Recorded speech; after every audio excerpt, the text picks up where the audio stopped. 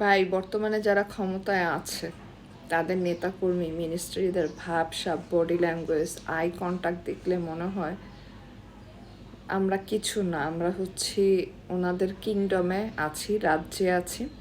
ওনারা হচ্ছেন আমাদের রাজারা আর রাজার মন্ত্রীরা, আর আমরা হচ্ছি তাদের প্রজারা। আসলে এটাই সত্য, মনে হওয়ার কোনো কারণ নেই, এটাই সত্য। তাই তারা এরকম ভাবসাব করে। কিন্তু হাস্যকর একটা ব্যাপার হচ্ছে, এরা নিজেদেরকে 17 বছরে নির্যাতিত দাবি করে। ভাই, নির্যাতিত হইলে এইভাবে 17 বছর পর ক্ষমতা পেয়ে ইউটার্ন কিভাবে নিলেন? সরাসরি ক্ষমতায় এসে ইউটার্ন কিভাবে নিলেন এইভাবে, যদি আপনারা এত নির্যাতিতই হন? এই ক্ষমতায় যে বসছেন, এনসিপির হয়তো অবদান নাই, জামাতের অবদান নাই, সাধারণ জনগণের তো অবদান আছে, তাই না? সাধারণ জনগণ যদি আপনি যে যার জায়গা থেকে প্রতিবাদ না করতো, হাসিনা ম্যাডাম তো এখান থেকে যাইতো না, তাহলে আপনারা কোন ম্যান্ডেটারে ক্ষমতায় বসছেন? আর আপনাদের যে শিলংশিয়াল বলেন সংবিধান সংবিধান সংবিধান, আর সংবিধান মতো তো ম্যাডাম হাসিনা এখনও হচ্ছে দেশের বর্তমান প্রধানমন্ত্রী। আপনারা কোন এসে ক্ষমতায় বসছেন? আমরা সাধারণ জনগণ তো আসলে এত কনস্টিটিউশন বুঝে না, কিন্তু তারপরে তো এটা বুঝে যে এরকম উনি যে চলে গেছেন ওটাও সংবিধান সম্মত না, ইউনুস গভর্নমেন্ট বসছে সেও সংবিধান সম্মত না, আপনারা যারা বসছেন তারাও সংবিধানের না। তাহলে শুধু শুধু খামাখা দেশটাকে মধ্যে এরকম প্রবলেম কেন ক্রিয়েট করতেছেন? আর আপনারা যারা বলেন ওরা রাস্তায় নামবে, কেউ আর পাত্তা দেয় না, হ্যাঁ কথাটা সর্ট অফ সত্য, কিন্তু আপনাদেরও তো এইসব ভাবসাব জনগণের কাছে ভাল লাগে না। যেই একটা ঈদ উপহার দিচ্ছেন, লাশ আর লাশ, বাস ট্রাক ট্রেন, মানে কোথায় নাই লাশ? কোথায় লাশ ছিল না বলেন? তারপরে বললেন পেট্রোল অকটেল ডিজেল সব নাকি স্বয়ংসম্পূর্ণ। তো এত বড় লাইন কেন? এই যে চুরিগুলো হয়েছে 42,000 লিটার ধরতেছেন, এরা কারা?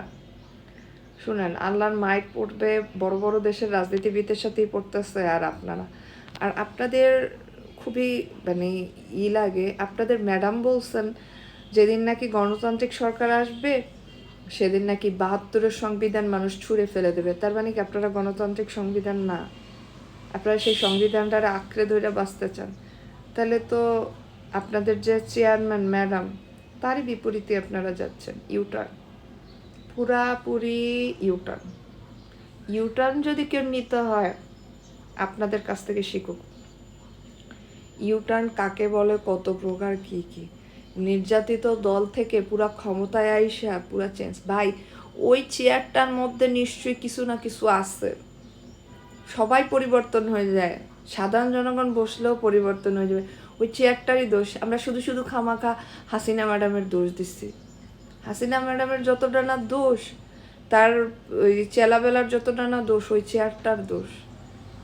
এখন আপনারা যাদের মানে সমস্যা হয়, পাঞ্জাবি টুপি পরা দেখলে সবাই বানায় দেন জামাত, সবাই বানায় দেন জঙ্গি। হাসিনা ম্যাডাম এরকম জঙ্গির কাঠ খেলতো।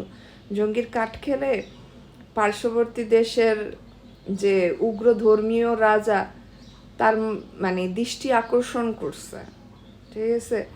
আপনাদের শিয়ালও মনে হয় তাই করতে চাচ্ছে, আপনারা তাই করতে চাচ্ছেন। সবাই কাঠ খেলা এক, কিন্তু আপনারা কেন হাসিনা ম্যাডামরে কপি করেন? প্রশ্ন হচ্ছে সেইটা। আপনারা তো আরো 2বার ক্ষমতায় বসছেন।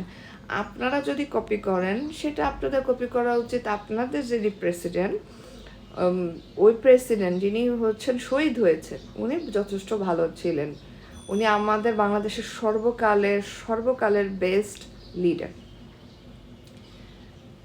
উনি এবং ওনার ওয়াইফ দুজন বাংলাদেশের সম্পদ, কোনো দলের সম্পদ না।